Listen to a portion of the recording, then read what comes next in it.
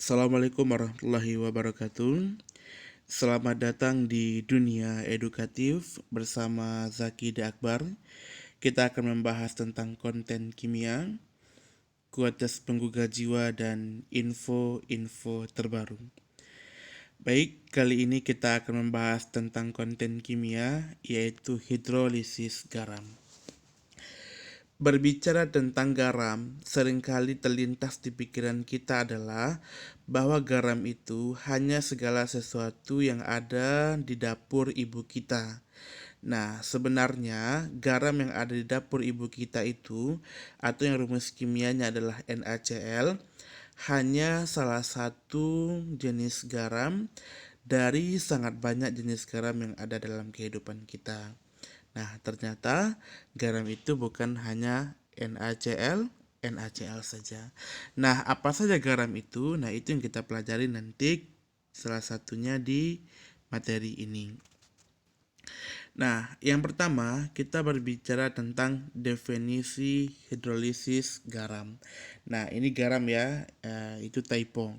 Nah, hidrolisis berasal dari dua kata, yaitu hidro yang artinya air dan lisis yang artinya pecah.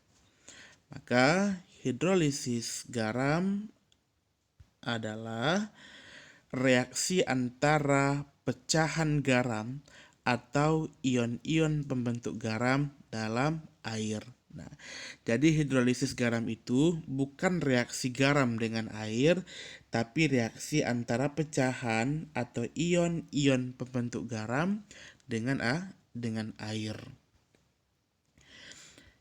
Nah, sekarang kita masuk jenis-jenis garam. Ada berapa jenis garam? Jenis garam itu ada 4. Yang pertama, garam yang berasal dari asam kuat dan basa kuat. Kemudian, garam yang berasal dari asam kuat dan basa lemah.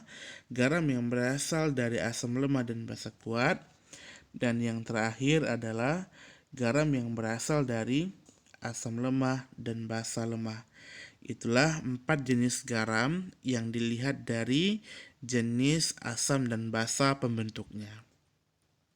Baik, kita masuk yang pertama adalah tentang garam yang berasal dari asam kuat dan basa kuat. Nah, contoh garam yang berasal dari asam kuat dan basa kuat adalah NaCl, KBr, MgSO4. Kemudian reaksi hidrolisisnya. Ini yang perlu kita garis bawahi, bahwa garam yang berasal dari asam kuat dan basa kuat, misalnya ini NaCl, NaCl yang berasal dari NaOH basa kuat, HCl asam kuat, maka garam NaCl itu tidak terhidrolisis di dalam air. Artinya apa? Artinya ion-ion pembentuk garam NaCl yaitu Na+ dan Cl- ini tidak bereaksi dengan air.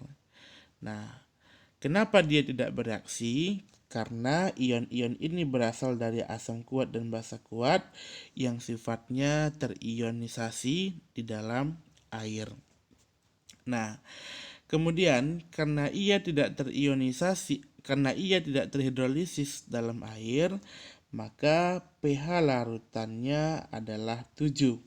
Sehingga garam yang berasal dari asam kuat dan basa kuat disebut dengan garam netral.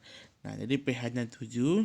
Tanpa dihitung, kita langsung tahu bahwa garam yang berasal dari asam kuat dan basa kuat pH-nya adalah 7 dan dia disebut dengan garam netral.